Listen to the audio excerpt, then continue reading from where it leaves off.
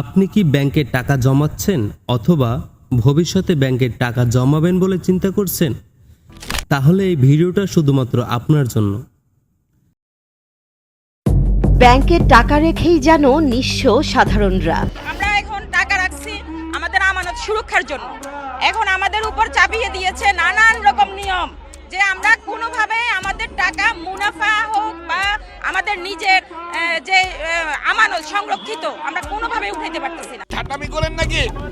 আমাদের বসে আমাদেরকে দিয়ে দেন, বাস শেষ হয়েছে।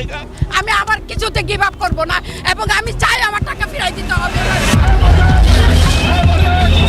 বৃহস্পতিবার সকাল 11টা থেকেই মতিঝিলে বাংলাদেশ ব্যাংকের প্রধান কার্যালয়ের সামনে মানববন্ধন ও অবস্থান কর্মসূচি শুরু করে একীভূত প্রক্রিয়ায় থাকা 5 ব্যাংকের সমন্বয়ে সম্মিলিত ইসলামী ব্যাংকের বেশ কজন আমানতকারী। নিজের গচ্ছিত আমানত ব্যাংক থেকে তুলতে না পারায় কেন্দ্রীয় ব্যাংকের সামনে অবস্থান নেয় আমানতকারীরা।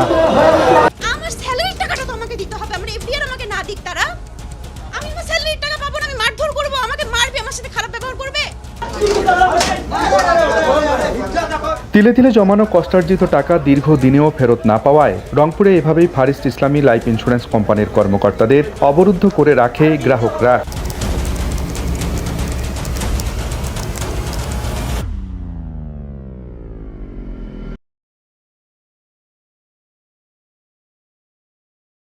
আপনি প্রতিদিন সকালে ঘুম থেকে ওঠেন, বাসে করে, পায়ে হেঁটে, রোদে পুড়ে রক্ত পানি করা পরিশ্রম করেন। মাস শেষে সেই বেতনের একটা অংশ তুলে রাখেন ব্যাংকে। কেন? যাতে বিপদের দিনে ওই টাকাটা আপনার ঢাল হয়। মেয়ের বিয়ে, ছেলের পড়াশোনা কিংবা মা বাবার চিকিৎসার শেষ সম্বল। কিন্তু আপনি কি জানেন, আপনি যে টাকাটা ব্যাংকের লকারে সুরক্ষিত ভাবছেন, সেটা হয়তো ইতিমধ্যেই কোনো এক কোটিপতির বিলাসবহুল সুইমিং পুলের পানিতে পরিণত হয়েছে। দুবাইয়ের বিলাসবহুল গাড়িতে পরিবার নিয়ে ঘুরছেন আওয়ামী লীগ নেতা ও সাবেক সাংসদ শামীম ওসমান। এমন একটি ভিডিও ছড়িয়ে পড়েছে সামাজিক যোগাযোগ মাধ্যমে। আপনার কষ্টের টাকা আজ আর ব্যাংকে নিরাপদ নয়। ব্যাংক আজ একটা মহাশ্মশান।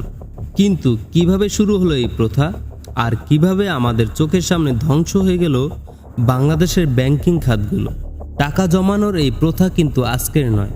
আজ থেকে প্রায় 4 থেকে 5,000 বছর আগে প্রাচীন বেবিলন এবং মিশরের মানুষ তাদের মূল্যবান শস্য বা সোনাদানা উপাসনালয় বা মন্দিরে জমা রাখত, কারণ সেখানে নিরাপত্তা ছিল। পরবর্তীতে মধ্যযুগে ইতালির ফ্লোরেন্স এবং ভেনিসে আধুনিক ব্যাংকিংয়ের জন্ম হয়। ইতালীয় শব্দ ব্যাংকো থেকে ব্যাংক শব্দের উৎপত্তি, যার অর্থ হলো বেঞ্চ। সে যুগের ইহুদি ব্যবসায়ীরা বাজারে বেঞ্চ পেতে টাকা পয়সা লেনদেন এবং ধার দেওয়ার কাজ করত। মানুষ বিশ্বাস করে তাদের কাছে টাকা রাখত। সময়ের বিবর্তনে এই বিশ্বাস শব্দটার উপর ভর করেই গড়ে ওঠে আধুনিক রাষ্ট্র এবং অর্থনৈতিক ব্যবস্থা। ব্যাংক মানেই ছিল নিরাপত্তা, ব্যাংক মানেই ছিল ভরসা। স্বাধীনতার পর বাংলাদেশের ব্যাংকিং খাত দাঁড়িয়েছিল দেশের অর্থনীতিকে সচল করতে। কৃষক, শ্রমিক, ছোট ব্যবসায়ী সবাই টাকা জমা রাখত ব্যাংকে। কিন্তু আজ 2026 সালে এসে বাংলাদেশের মানুষের মনে একটাই প্রশ্ন: ব্যাংকে আমার টাকা নিরাপদ তো? আজ মানুষ নিজের টাকা তুলতে গিয়ে খালি হাতে ফিরছে। ব্যাংক বলছে তারল্য সংকট। কেন এই অবস্থা? কারণ ব্যাংকের জন্ম হয়েছিল যে বিশ্বাস নিয়ে, সেই বিশ্বাসকে খুন করা হয়েছে। সাধারণ মানুষের আমানতকে ব্যাংকগুলো নিজেদের পৈতৃক সম্পত্তি বানিয়ে ফেলছে।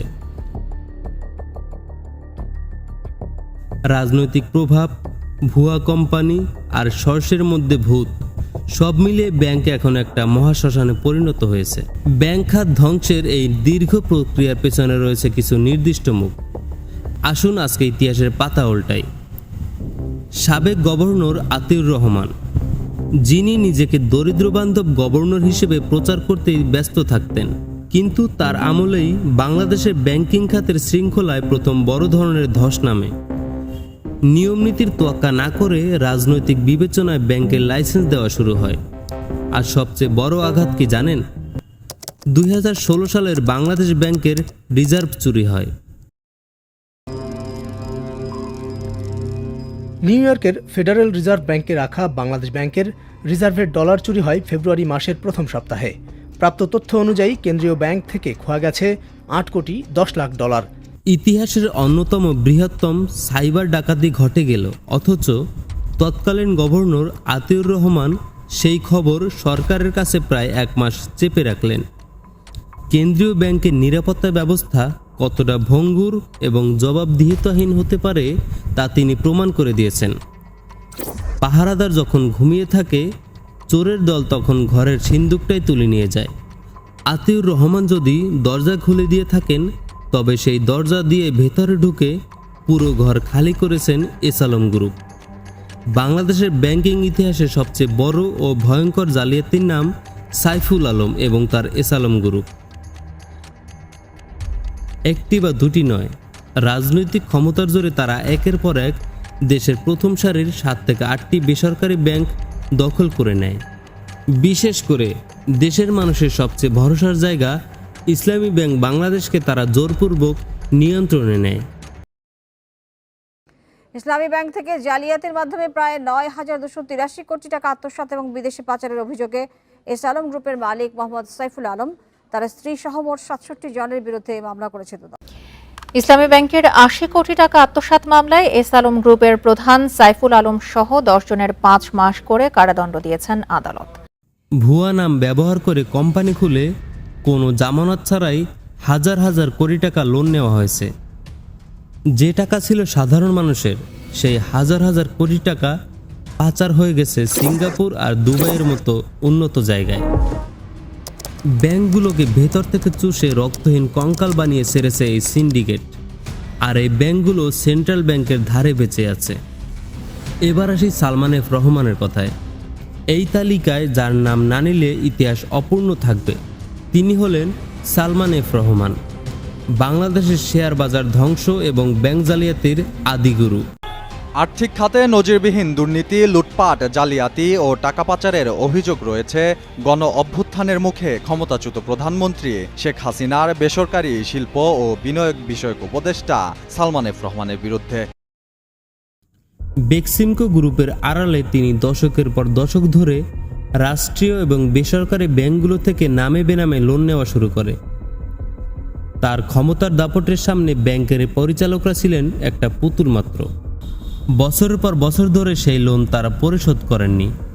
উল্টো রাজনৈতিক প্রভাব খাটিয়ে বারবার সেই লোন রিশিডিউল বা পুনঃতফসিল করা হয়েছে। অর্থাৎ খাতায় কলমে তাকে ডিফল্টার বা খেলাফি দেখানো হয়নি, কিন্তু বাস্তব সত্য হলো জনগণের টাকা আর কোনোদিন ব্যাংকে ফেরত আসেনি।